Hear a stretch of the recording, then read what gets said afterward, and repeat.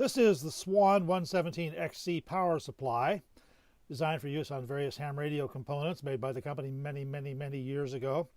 This one came with the radio transceiver, but it does not have the AC power cord. Normally that's not a problem, but this is a little different. This is where the AC power cord connects. There's a unit basically like this that goes onto here, and then the other end of it just goes to your standard AC power cord. So I thought, well, that's easy. We'll just tie into a couple of these, find out which ones are for the AC, and make some connections. Well, it turns out these two are for the AC, but the rest of these have to be jumpered, or at least that's the case according to this little diagram. This was from the user's manual for this. This plug right here, this plug goes to the transceiver that carries the power to it.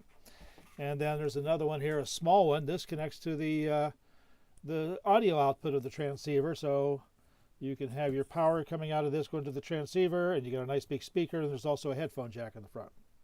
But our problem again is this thing. So there's the connections I pointed out for the 110 volts. These other ones show a lot of jumpers. 3 jumpered here, 3 jumpered here, and what do we got? 2 jumpered up here. So I don't have one of these around the house. I think you can order one online. I know you can, but this being 2017, you can't exactly run down to the local radio jobber and pick up a Jones plug. That's what they're called, a Jones connector, Jones plug. So, what am I going to do? I bought 18 of these little plugs. They'll slide tightly onto the pins coming out of the back of the power supply, and I'll use these to make the jumpers. I've gotten this far. I have the connections for the AC plug, which are actually, well, these two, but actually these two are bridged together, so I'll get some little wire nuts, and I'll connect these two to one side of the AC cord and this to the other. I have put black tape around each of these terminals as I put them on the pins, and that keeps them isolated from each other. So let's make some triple jumpers for these guys. Here's my first triple jumper, and I use the yellow one in the center because it's big enough to hold 2 wires. The red ones are only big enough for 1 wire, and I have a fairly thick solid wire in there. So let's stick that on the back, see what it looks like. Those are on nice and tight. And since these are all bridged together, all 3, I'll just put 1 piece of tape to go around all 3 of them. That's a lot easier than putting tape around each individual thing. So they don't need to be isolated from each other, but they do need to be isolated from the pins on either side. I have that, and that. There's the second row where the 3 are bridged together. So I have to do these 2. Yep, that's all that's left to do. And when I go to use this thing, when I put the 110 volt plug on it, look at that, 10 amps. I will have it on one of those power strips that has the circuit breaker, the fuse thing built into it. So if anything blows, that'll go. I took a look inside of the power supply and the transceiver today. Everything looked clean, no obvious signs of trauma. So I am anxious to get that last jumper on there and see if we can power it up. And if it does power up and work, and then it's worth spending the money to either buy a prefabbed cable for $50 or solder one yourself. And after just putting this together, I'm tempted to pay the $50. But let's see what happens. Let's put another jumper on there, then set her up to be fired up. So here we have it, all the jumpers complete, the AC cord wired on with the wire nuts. This is a different size because there are 3 wires going in there. This one only has 2. I was going to haul out the transceiver and plug it into it and everything, but I said I'll just plug this in by itself and see what happens when I turn that on. All right, where is the on-off switch? I thought that was it, but nope. Well, let's just plug her in and see if that light lights up.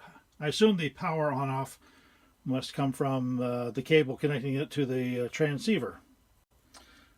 At which point the normal guy would say, "Hey, read the manual, dummy. Figure it out." Okay, I've got them plugged in. I have the AC outlet plugged in. Let's flip a switch and see what happens. I think there's an on switch here. The power light came on there. Let's see, did any dial lights come on?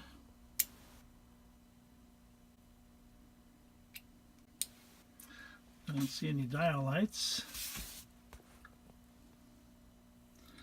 But you'd hear a hum from the speaker.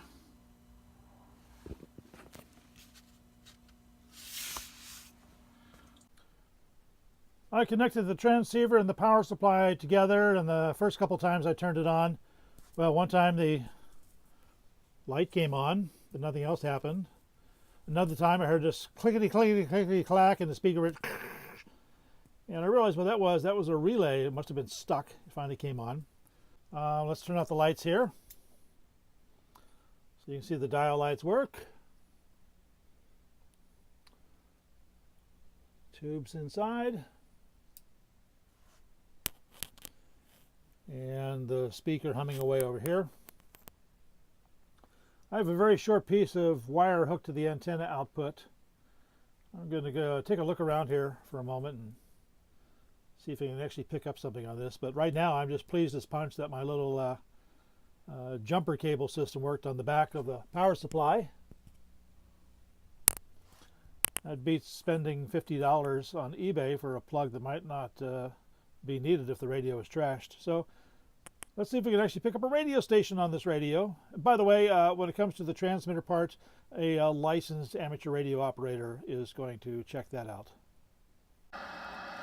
As a kid, when I was a ham radio operator in the 60s, I always loved that glow of the radio dials in a darkened Radio Shack. I love the fact that my power supply seems to have worked, but something is amiss. I don't know if there's a tube gone bad inside the transceiver, or my little stub of an antenna doesn't work. But basically,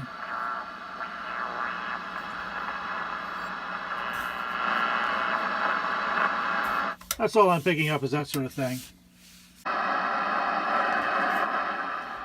Well, of course, fluorescent lights make it very difficult to use radios like this in any house anymore. I turned off a lot of the fluorescent lights, and I just shut off my workbench lights, which are LED lights that fit into fluorescent light tube fixtures. They're great lights, but I can see that some of the spikes and noise that I was hearing when I did this are gone with the LED lights out. Now, if I had a comfortable chair at my workbench, I'd have to sit here and play with the antenna and keep playing with this thing until I heard some radio. Of course, it is just the ham bands, which to me is a little bit of a shortcoming, because I like the general communications shortwave bands too. You know, it's always fun if you have 5, 10, 15, 20 megacycle frequencies available. Then you can always get WWV as a test signal. One of those frequencies is bound to show up something, but going through the ham bands, I think even with a good antenna, it can be tough these days to pick up something. Am I correct on that? Swan song.